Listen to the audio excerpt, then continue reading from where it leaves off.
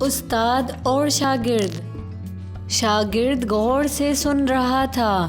استاد نے پوچھا، اگر میں تمہیں ایک سیب اور ایک سیب اور ایک سیب دوں تو تمہارے پاس کتنے سیب ہو جائیں گے؟ شاگرد نے بغیر کسی تامل کے جواب دیا، 4۔ استاد کو لگا کہ شاید شاگرد صحیح سے سوال سمجھ نہیں پایا۔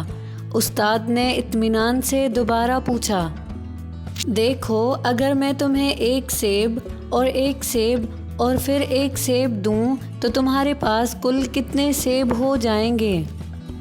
شاگرد سوچنے لگا اور کچھ دیر سوچنے کے بعد بولا، 4۔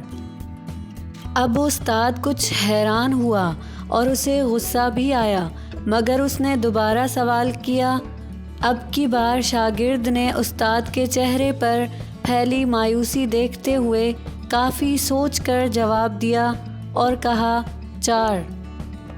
دفعتاً استاد کو یاد آیا کہ شاگرد کو لیچی پسند ہے، ہو سکتا ہے اسے سیب پسند نہ ہو اور اس وجہ سے وہ سوال پر فوکس نہیں کر پا رہا۔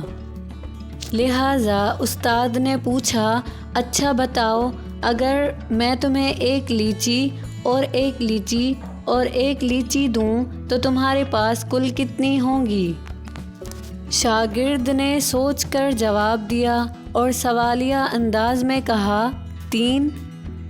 بالکل ٹھیک، استاد نے خوش ہو کر کہا اور پھر پوچھا کہ بتاؤ، اگر میں تمہیں ایک سیب اور ایک سیب اور ایک سیب دوں تو تمہارے پاس کل کتنے سیب ہوں گے؟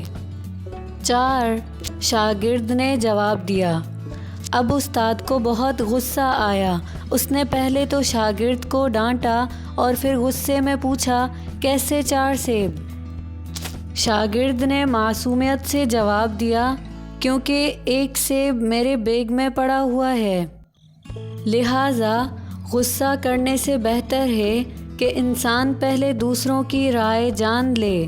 ہو سکتا ہے وہ کسی اور پہلو سے معاملے کو دیکھ رہے ہوں، اور یہ بھی ہو سکتا ہے کہ ان کی رائے درست ہو۔